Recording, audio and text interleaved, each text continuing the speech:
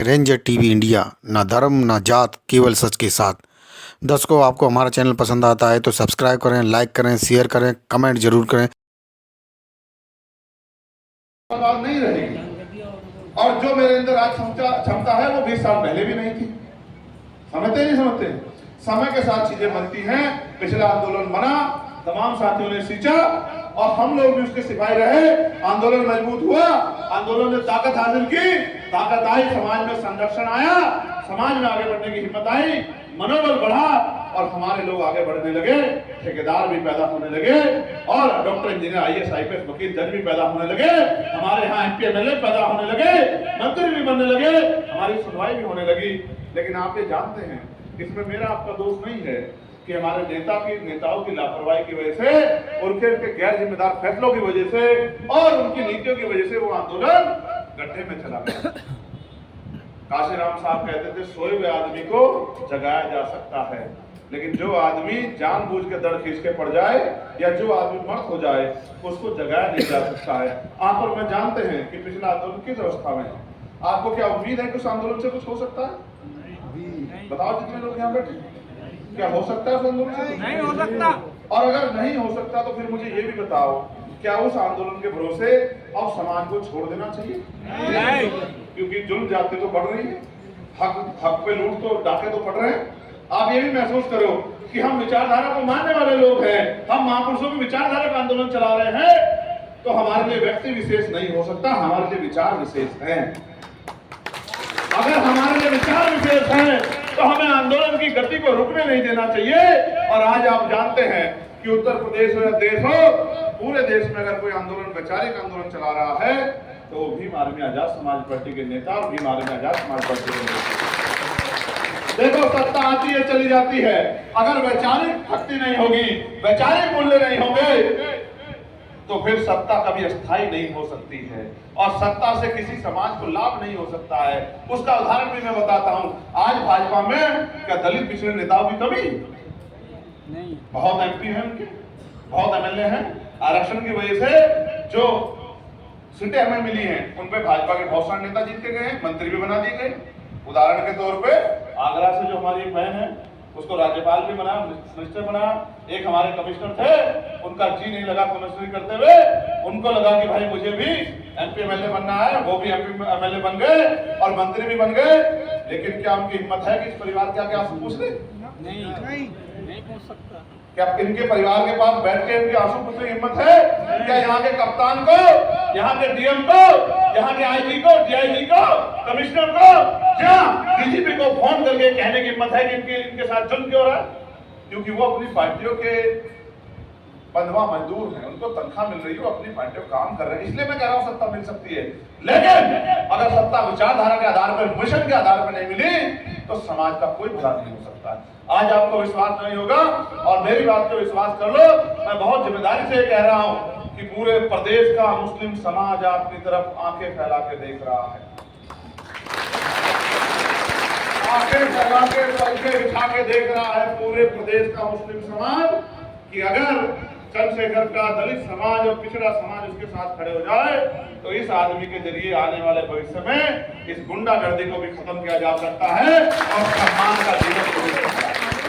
पूरा पिछड़े वर्ग जो वैचारिक आंदोलन है, जिन्होंने इस बार अलायंस को वोट करके भाजपा को रोकने का काम किया, लेकिन अलायंस का भी सच ये सुन लो, मेरा उनसे कोई झगड़ा नहीं, उन्होंने मेरे साथ जो किया, हमारी पार्टी के साथ जो किया, जो धोखा में दिया, कोई बात नहीं, उनकी अपनी इच्छा, मजबूरियां हो सकती है। लेकिन आप भी बताओ, क्या उनमें से किसी नेता के अंदर हिम्मत है कि वो हमारे मरे हुए भाई के लिए कुछ बोल जाए? क्या उन तक खबर नहीं जाती? क्या उनके नेता नहीं पहुंचाते? क्या उनके अंदर हिम्मत है कि वो प्रमोशन रिजर्वेशन पे पार्लियामेंट में बोल जाए? हमारे कर्मचारियों के लिए लड़ने में हिम्मत है? क्या उनमें हिम्मत है मॉब लिंचिंग पे लड़ ले? नहीं, उनके अंदर हिम्मत नहीं। उनको तो वोट चाहिए। आपने वोट दे दी, अब वो वोट लेके अपने अपने घरों में बैठ गए। जब आप पे जुल्म होगा तो आप आंखें उठा के देखोगे, तो आपको बिना आंखें उठाए देखे अगर कोई शख्स खड़ा मिलेगा तो वो भीम आर्मी आजाद समाज पार्टी का कार्यकर्ता होगा, जो जाति धर्म से ऊपर उठ के, जिसके मन में समाज के लिए पीड़ा। वरना बताओ कौन इन सरकारों से मरने के लिए लड़े? आप बताओ। और आपके सामने मुझसे कुछ, आपसे कुछ छिपा रह गया? अगर जरा सी गोली धन हो जाती तो आज चंद्रशेखर एमपी नहीं, आपके घरों में तस्वीरों में होता कि हमारा एक भाई था जो हमें जगाने के लिए लड़ रहा था, लेकिन हम उसको बचा भी नहीं पाए, वो हमारे बीच से चला गया। महापुरुषों का तो आशीर्वाद है। 3-3 बार जान से मारने की कोशिश की गई, और आज भी आप जानते हैं, मेरे साथी जानते हैं मैं कितनी कठिन परिस्थितियों में, क्योंकि मंत्री जी ने कहा कि वो परिवार आपका इंतजार कर रहा है भाई, आपको आना है, तो आप भरोसा करो। मेरी प्रदेश अध्यक्ष से बात हुई, मेरी रीढ़ की हड्डी में इतना दर्द है कि मैं लेटने की स्थिति में भी नहीं, मगर मैंने इनसे नहीं कहा एक बार भी कि भाई कभी मंत्री जी का मनोबल ना टूट जाए कि हम यहाँ 10 दिन से अड़े हुए। अभी बताओ 69 साल के हमारे भाई डटे हुए हैं 10 दिन से वहां, तो ये इससे क्या एमएलए बन रहे हैं? आप समझो ना, ये क्या है? इस समाज के प्रति प्रेम है, ये दर्द है, जो अपनापन जो है वो अपनापन है, इसको हमें समझना पड़ेगा। तो इसलिए मैं फिर भी पूरी हिम्मत करके चलाया, क्योंकि आपका मनोबल नहीं गिरना चाहिए। काशीराम साहब कहते थे समाज में 5 तरह के बल होते हैं। पहला बल बुद्धि बल, जो आदमी को जीवन के साथ मिलता है। दूसरा बाहुबल, जो उसके शरीर के साथ चलता है। और तीसरा, क्योंकि समाज बड़ा बल, समाज में संख्या बहुत होती है तो वो जनबल होता है। और चौथा उसका धनबल होता है, जो समाज की पूंजी होती है, जो माँ बाप का दिया होता है, प्राकृतिक होता है, आर्थिक रूप से होता है। और ये चारों बल बेकार हो जाते हैं अगर 5वां बल किसी समाज में ना हो। और उस 5वें बल का नाम है मनोबल। जिनका मनोबल गिरा हुआ होता है वो कोई लड़ाई नहीं कर सकते। आज अगर देश में सत्ता से टकराने का मनोबल किसी में है तो वो आजाद समाज पार्टी भीम आर्मी के योद्धाओं में। इस बात का हमें गर्व करना चाहिए। और इसी बल के आधार पर हमने देश की 3-3 राष्ट्रीय पार्टियों को धूल चटाने का काम हमारे योद्धाओं ने नगीना में किया। और आप नहीं जानते, एडी चोटी का जोड़ लगा। जो लोग आज हमसे पूछ रहे हैं कि आप इस लाइन की तरफ हो, इस लाइन की तरफ हो, मैंने हमसे यही पूछा कि आप ये बताओ, जब ये दोनों लाइन एडी चोटी का जोड़ लगा के मुझे हराने के लिए वहां प्रयास कर रहे थे, तो अगर नगीना की महान जनता और भीम आर्मी आजाद समाज पार्टी और बहुजन समाज के लोग मेरा संरक्षण नहीं करते, मुझे ताकत नहीं देते, मेरी बात को सही मान के वोट को सही जगह प्रयोग नहीं करते, तो फिर मैं इनके खेमे में आने लायक रहता ही कहां। ये तो पूरा बल इस वंचित समाज का है, जो समय समय पर निर्णय लेके अपना नेतृत्व तैयार करता है। जिस नेतृत्व को लंबे समय तक वो देखता परखता है, पिन मार मार के कि भाई ये कहीं झूठा तो नहीं है, ये धोखेबाज तो नहीं है, ये स्वार्थी तो नहीं है, ये लालची तो नहीं है, ये किसी का भेजा हुआ तो नहीं है, ये दुश्मन का आदमी तो नहीं है, ये हमें छोड़ के तो नहीं जाएगा। और जब वो देख लेता है कि ये तो 100% हमारे लिए ईमानदार है, फिर वो साथ देता है। इसी का उदाहरण है कि वहां हमारी पुरानी पार्टी को 1% वोट मिला और 99% समाज का वोट हमें मिला। ये समाज में बदलाव है।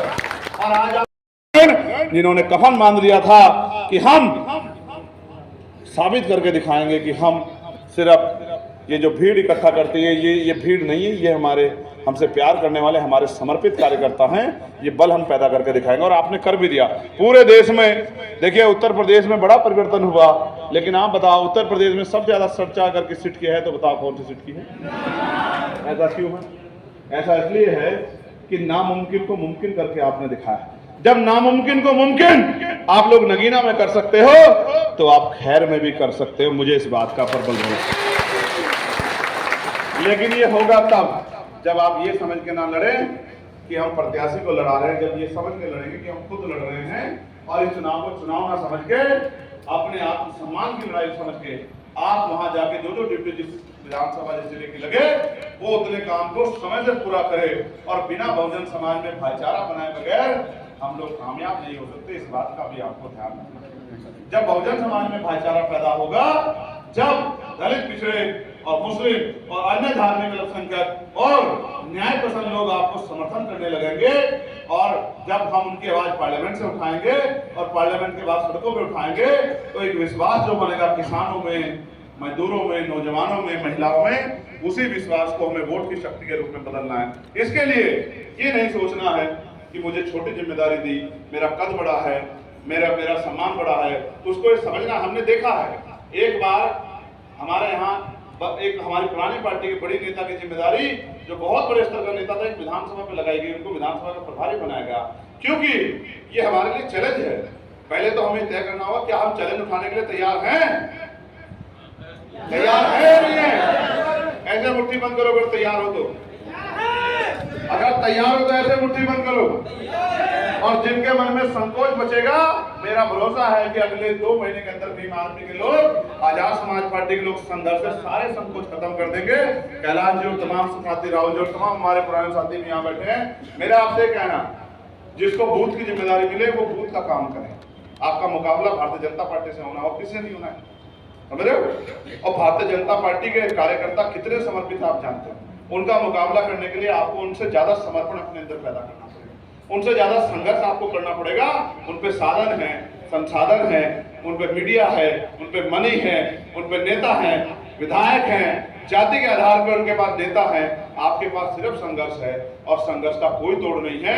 मैं अपने बहादुर योद्धाओं को जानता हूं, जब वो मोटरसाइकिल पे घूम घूम के बड़ी से बड़ी चुनौती को स्वीकार कर सकते हैं, तो उनके लिए यही एक चुनौती है। क्योंकि आज मैंने आपकी आंखों में तकलीफें देखी, आंसू देखे, आज मैंने आपके दिलों में दर्द देखा, आपके मुरझाए हुए चेहरे देखे। आप मुरझाए हुए चेहरे इसलिए हैं कि आपके क्षेत्र में जुल्म हो रहा है। ये जुल्म तब तक जारी रहेगा जब तक सत्ता परिवर्तन नहीं होगा। सत्ता तब परिवर्तित होगी जब आप अपनी पार्टी को मजबूत कर लोगे। क्योंकि जो अलायंस और जो सरकार या नेता आज है वो सत्ता को नहीं हिला सकते। ये आपने 2022 में भी देख लिया। जो गठजोड़ अलायंस का हमने बनाया है नगीना में, वही अलायंस का गठजोड़ अगर आप यहाँ बना लो तो बताओ कामयाबी मिल जाएगी नहीं मिल जाएगी? तो वो नारा जो है, वोट हमारा राज तुम्हारा, वो सही हो जाएगा नहीं हो जाएगा? तो इसलिए मैं आपसे आग्रह करता हूं, जिसकी जो ड्यूटी यहाँ जो भी प्रभारी और प्रदेश की टीम जो जिसको लगाएगी वो उसी ड्यूटी को अदा करे, उससे बाहर ना जाए। जिला अध्यक्ष जी को भी मैं बधाई देता हूँ और भीम आर्मी के जिला संयोजक जी को बधाई देता हूँ, विधानसभा अध्यक्षों को भी, कमेटियों को भी। लेकिन मैं फिर कह रहा हूँ, हर एक व्यक्ति की जिम्मेदारी इंपोर्टेंट है। बूथ वाले की भी, सेक्टर वाले की भी, विधानसभा लेवल की भी, जिला लेवल की भी, और तमाम जो बिना पद के लोग हैं उनकी भी जिम्मेदारी अहम है। अगर आपने काम करके दिखा दिया, तो हमारे साथी ने कहा, निजाम भाई ने, कि भाई हम 32 में चीफ मिनिस्टर बनेंगे। मैं आपको विश्वास दिला कहता हूँ, आपने इस सरकार को समझा। अभी जो केंद्र में बनी, इस सरकार में 2 नेता हैं, एक का नाम है नीतीश कुमार और दूसरे का नाम है नवीन पटनायक है, चंद्रबाबू नायडू। वो दोनों नेता क्या हैसियत है इस समय देश में, आप समझते हो क्या हैसियत है? वो चाहें तो दिल्ली की कुर्सी को ऐसे गिरा है या नहीं है या नहीं है? तो क्यों कहते हो कि 32 तक जाएगी बात? आप मुझसे लिखवा के ले लो कि 27 में आपके हाथ में ताकत आ रही है, कोई भी रोक सकता है। क्योंकि जितना मनोबल हमारे लोगों का ऊंचा है, उतना तो सत्ता में बैठे लोगों का मनोबल भी ऊंचा नहीं है। लेकिन ये चंद्रशेखर आजाद भैया की नारे लगाने से काम नहीं चलेगा। ये चलेगा जिसको जो जिम्मेदारी दे दी जाए वो अपनी जिम्मेदारी को बिल्कुल जिम्मेदारी से निर्वहन करते हुए काम चले। और देखो, एक बात मैं आपसे कहता हूँ, जिन लोगों को आपके आगे बढ़ने तकलीफ होगी वो आपके साथ वाद विवाद करेंगे। इस तरह की उल्टी सी बात, झगड़ा नहीं करना है किसी से। झगड़ा करने को इस तरह समझो, आपको एक सफर तय करना है, बीच में कोई बाधा उत्पन्न हो जाती है, रास्ता खराब हो जाता है, कांटे पड़े हो जाते हैं, सफर जिस चीज से कर रहे हो वो खराब हो जाती है, तो आपका समय लगेगा। फिर बात 32 तक ही चली जाएगी, तो 32 तक नहीं जाने देना, समझ रहे हो? अभी तो बहुत लड़ाई लड़नी है, बैकलॉग की लड़ाई लड़नी है कि नौजवानों को रोजगार मिले। अभी लड़ाई लड़नी है कि आपके क्षेत्रों में इंडस्ट्रियल एरिया लगे, पढ़े लिखे नौजवानों को रोजगार मिले, प्रमोशन में रिजर्वेशन SC ST OBC के लोगों को मिले, इसकी लड़ाई लड़नी है। और महिलाओं को कुछ 2 लाख के रोजगार मिले, इसकी लड़ाई लड़नी है। और सबसे बड़ी लड़ाई लड़नी है कि देश का एजुकेशन सिस्टम सुधरे। कैसे? जब तक जिला अधिकारी, जब तक विधायक जी, जब तक सांसद जी, जब तक मंत्री जी, जब तक CO साहब, कोतवाल साहब, पटवारी साहब, सेक्रेटरी साहब और मजदूर साहब और किसान साहब का बेटा एक ही स्कूल में एक ही टेबल पे बैठ के नहीं पढ़ेगा, तब तक सिस्टम सुधरने वाला नहीं है। और जब तक सिस्टम नहीं सुधरेगा तब तक उसका बड़े पैमाने पर लाभ नहीं मिल सकता है। एक परिवार को मिल जाएगा, 2 को मिल जाएगा, 10 को मिल जाएगा, नहीं पड़ेगी बात। कब बनेगा? जब सिस्टम सुधरेगा, पॉलिसी बनेगी। सोचो, एक पॉलिसी लागू हो कि चाहे गरीब का बेटा, अमीर का, अधिकारी का हो या कर्मचारी का, जो भी सरकारी सेवा का लाभ ले रहे हैं, सरकारी सुविधा ले रहे हैं, उनके बच्चों को सरकारी स्कूल में ही पढ़ना है। आप महसूस करो, जब जिलाधिकारी का बेटा जिस स्कूल में पढ़ेगा, क्या उस स्कूल में पढ़ाई अच्छी नहीं होगी? बढ़िया। क्या उसकी बिल्डिंग अच्छी नहीं होगी? क्या उसमें किताबें समय से नहीं मिलेगी? क्या मास्टर समय से नहीं पढ़ाएगा? उसी तरह से जब MP MLA साहब का बेटा वहां बैठा होगा, मंत्री जी का वहां बेटा बैठा होगा, तो बताओ सिस्टम सुधरेगा नहीं सुधरेगा? अब तो वहां किसानों के, मजदूरों के, गरीबों के बच्चे बैठते हैं, तो बैठे रहे, हमारे क्या फर्क पड़ता है? समझते हो? फिर इसी तरह से हमें हेल्थ सिस्टम को भी सुधारना। जब एक ही अस्पताल में एक बेड पे मंत्री जी के परिवार का, विधायक जी के परिवार का, नेताजी के परिवार का, अधिकारियों के परिवार का कोई भी व्यक्ति, जो कि मैं तो नहीं चाहता कोई बीमार हो, लेकिन जब बीमारी का इलाज करा रहा होगा और वहीं बराबर में किसान मजदूर भी इलाज करा रहा होगा, तो फिर दवाइयाँ भी टाइम पे मिलेगी, डॉक्टर भी टाइम पे आएगा, दवाइयाँ भी अच्छी होंगी, चोर बाजारी भी नहीं होगी और बिल्डिंग भी अच्छी होगी, सुख सुविधाएं भी होंगी, तो सिस्टम सुधरेगा। पॉलिसी से सुधरता है सिस्टम, समझ रहे हो? अपने लोगों को अगर पैरों पे खड़ा करना है तो पॉलिसी बनाने वाला बनना पड़ेगा। तो पॉलिसी बनाने के लिए सत्ता को अपने हाथ में लेना पड़ेगा। सत्ता तब हाथ में आएगी जब मजबूत संगठन होगा और सबसे ज्यादा संगठन के साथ समर्पण होगा लक्ष्य के प्रति। जब आप, मुझे बहुत सारे लोगों ने कहा कि परिणाम आपके पक्ष में नहीं आएंगे। मुझे बहुत सारे लोगों ने कहा, जब मैं गया, मेरी मजाक उड़ाई कि भाई ये आ गया चप्पल वाला आदमी, ये MP बनेगा, बताओ ये चप्पल वाला जाता है, 100 करोड़ वाले हैं।